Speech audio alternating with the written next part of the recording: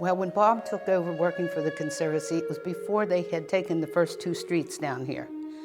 And he was in charge of, tearing all those buildings and everything down. There was a lot of people that was very upset about all this. They didn't want to give up their farms. It wasn't a good time then, there were a lot of people very mad about it. The infrastructure from '72 on was being added, sort of piecemeal.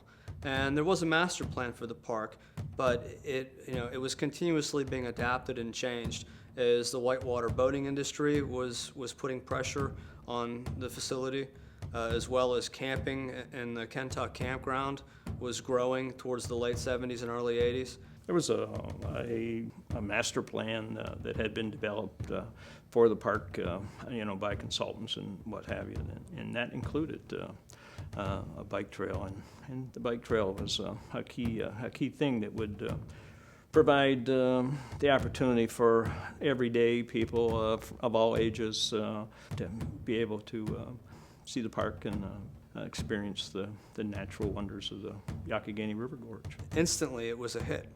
People were coming and deciding that they're going to hike and bicycle along this great rail trail that provided access to the Youghiogheny River Gorge.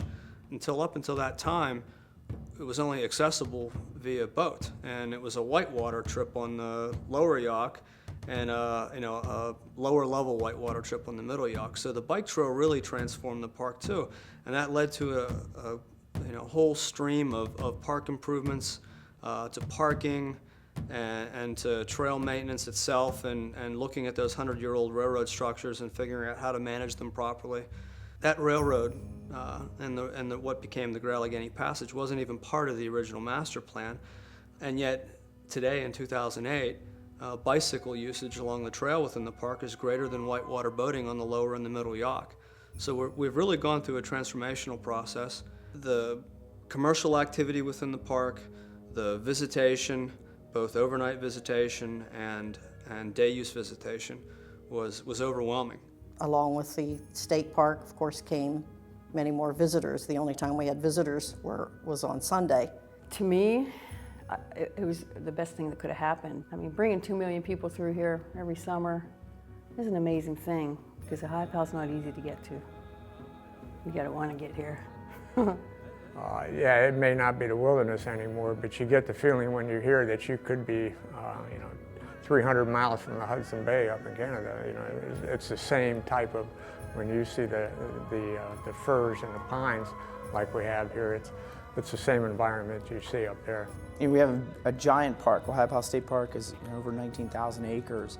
However, we have a big chunk of it that is inaccessible. Still, not that we need to have parking lots and trailheads everywhere. Part of the beauty of the resource is, it presents a wild sort of profile.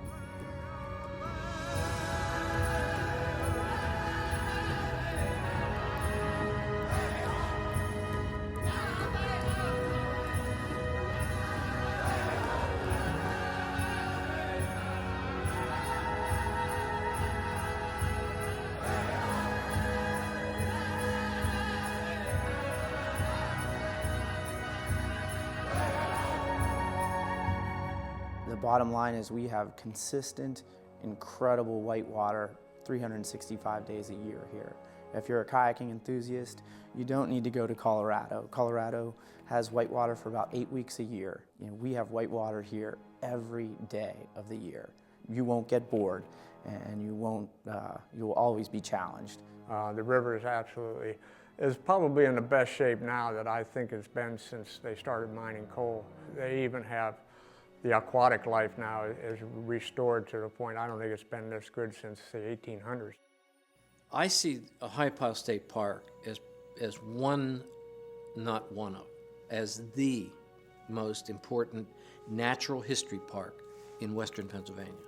By far the best. A lot of parks offer great recreational venues, but they don't have the diversity of flora and fauna and geology that you would find in one of the larger resource-based parks.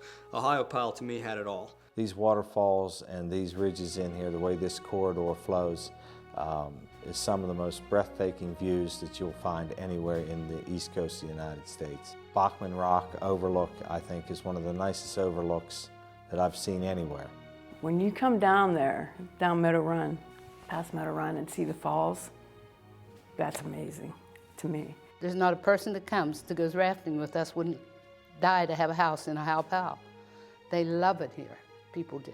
It's got everything. There's something for the campers, there's something for the bikers, the hikers, for the historians with everything in the area, from Fort Necessity to Frank Lloyd Wright's places. The beauty of it, the people. The people are so friendly and open. You can walk in the streets all hours of the night and day. You can walk, you can hike, you can bike. You can go to the river and just sit and read a book. You can go fishing in Meadow Run. For the natural beauty and the history here, you just have to come to this Ohiopyle area.